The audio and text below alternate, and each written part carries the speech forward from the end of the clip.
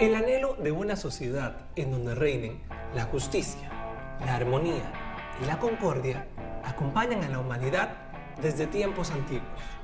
Pero la historia de la especie humana está marcada por el conflicto y la violencia. ¿Significa esto que la violencia es inevitable y nos acompañará siempre? Hay quienes creen que la violencia es innata, pero las investigaciones demuestran que la violencia es un aprendizaje, es decir, se transmite culturalmente. Pero en cambio, sí podemos decir con total seguridad que los conflictos son inevitables en la vida en sociedad. Los conflictos surgen porque las personas tenemos necesidades, valores, perspectivas, creencias e intereses diferentes. Los conflictos también surgen a menudo cuando dos partes desean un mismo bien. Y este es limitado.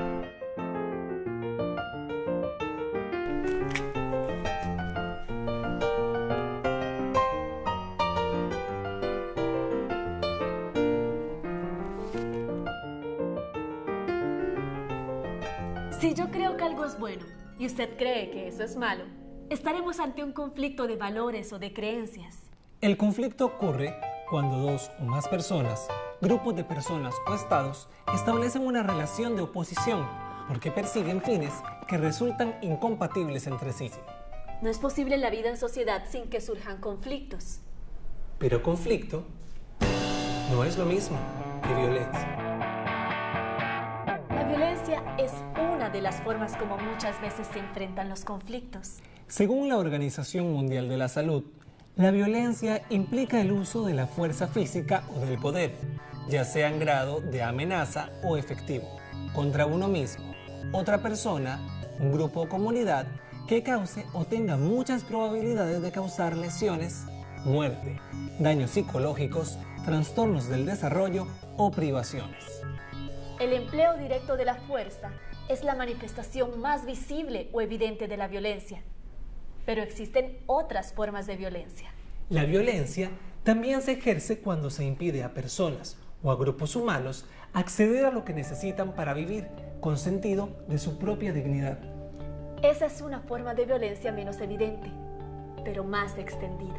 Y también encontramos la violencia en las ideas, costumbres y creencias que nos llevan a asumir que la violencia es necesaria o normal, lo cual no es cierto.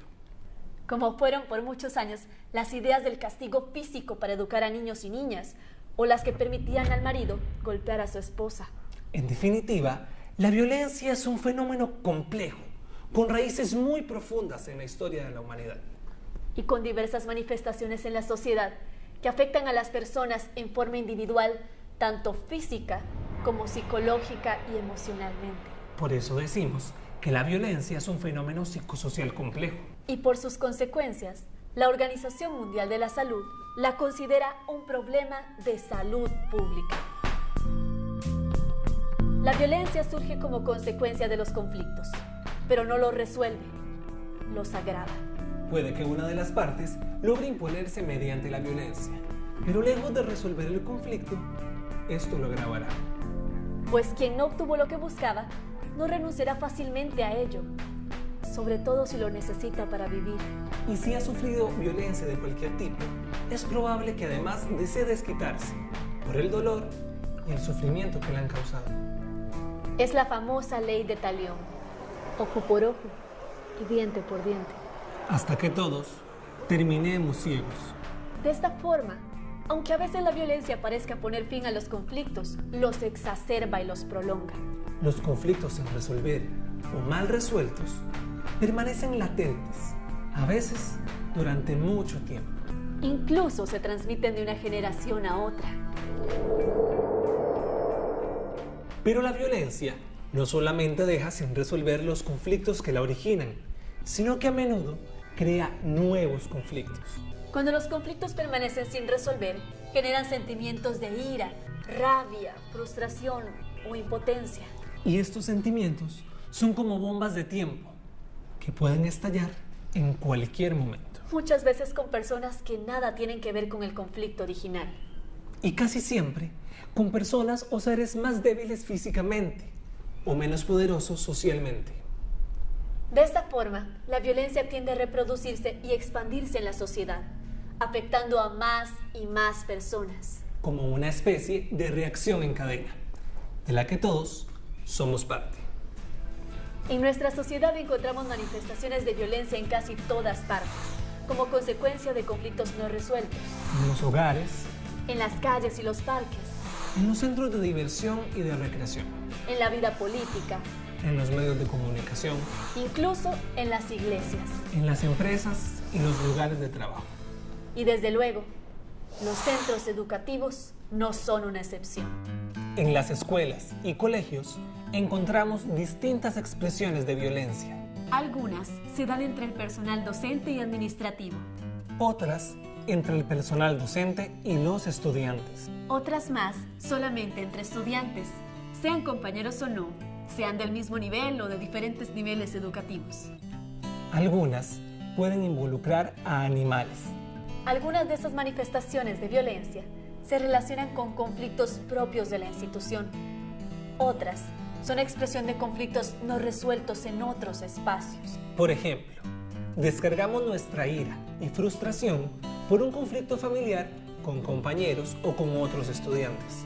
O nos desquitamos de la humillación que nos causa que en el barrio se burlen de nosotros, burlándonos en el colegio de alguien más.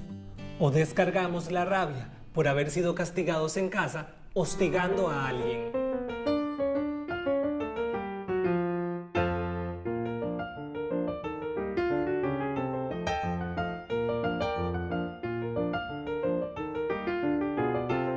El bullying, del que tanto se habla hoy, es una de las formas de violencia propias de los centros educativos.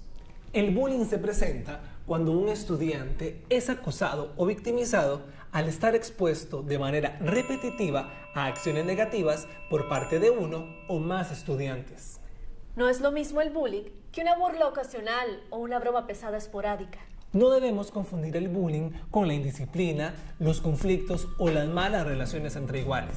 El bullying es una forma de violencia propia de las instituciones educativas que deja en quienes la han sufrido heridas emocionales profundas. El bullying se dirige normalmente contra personas que se encuentran indefensas, ya sea porque son más débiles o porque así se lo han hecho creer.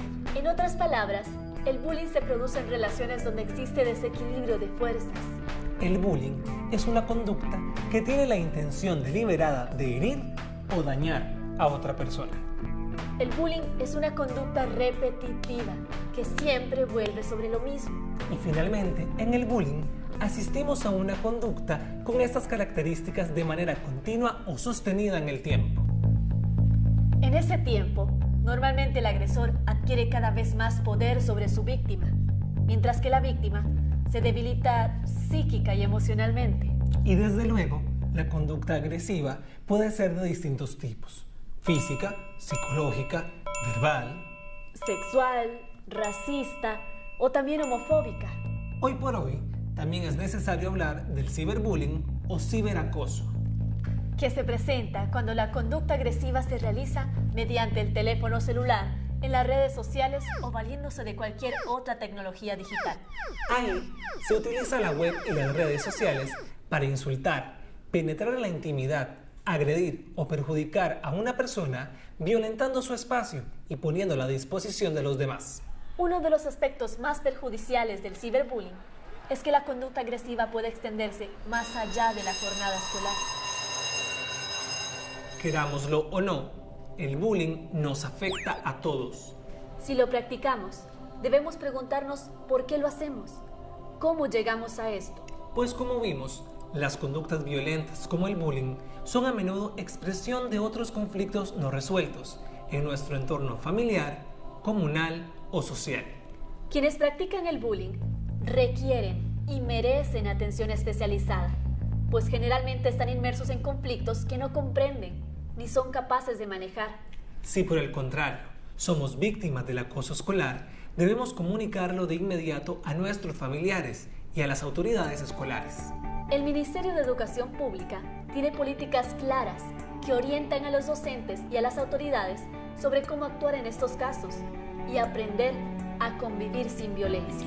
Y si no practicamos el bullying, ni lo sufrimos, probablemente somos testigos de situaciones de este tipo.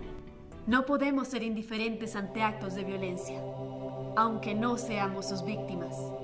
¿Acaso te gustaría que los demás guardaran silencio si el que sufre bullying sos vos? Si no quiero indiferencia para mí, no debo ser indiferente con los demás. Así es que no podemos mirar para otro lado. El bullying nos afecta a todos. El conflicto es parte de la vida en sociedad, pero la violencia no necesariamente tiene que serlo. Depende de cada uno, Y de cada una, de nosotros. de lo que hagamos y de cómo actuemos en los conflictos en los que nos vemos involucrados. Hay formas de hacerle frente a los conflictos sin recurrir a la violencia. En nuestra sociedad hay muchos conflictos profundos que vienen de muy atrás y han derivado en formas de violencia. Muchas de esas formas nos tocan en nuestras familias, en nuestra comunidad, en las calles y en las instituciones educativas. Individualmente, no podemos detener la violencia delincuencial, Ni la violencia en las carreteras, ni la violencia que representa la pobreza de millones. ni la violencia contra las mujeres. Pero cada persona tiene la posibilidad de decidir si quiere hacerse eco de la violencia que nos rodea o si quiere evitar que ésta siga propagándose a su alrededor. Ese espacio de responsabilidad individual en el que decimos sí o no se llama libertad y nadie nos lo puede negar ni arrebatar. Como dijo el líder hindú Mahatma Gandhi, la no violencia es la mayor virtud. La cobardía de la violencia, el mayor vicio. La no violencia no tiene que ser predicada, tiene que ser practicada. La violencia se puede evitar. Existen distintas formas de abordarla, incluso antes de que estalle. Si los derechos humanos de todas las personas fueran respetados siempre, probablemente no existiría la violencia. Si en vez de una cultura de la violencia fuéramos educados en una cultura de paz, probablemente no existiría la violencia. Y si aprendiéramos a abordar y manejar los conflictos sin recurrir a la violencia, probablemente esta tampoco existiría. O al menos no estaría tan presente en nuestras vidas. Lo importante es que cada persona tiene un espacio para decidir si quiere hacerse eco de la violencia o contribuir con sus actos y palabras a detenerla. Pues como dicen por ahí, si no somos parte de la solución, somos parte del problema.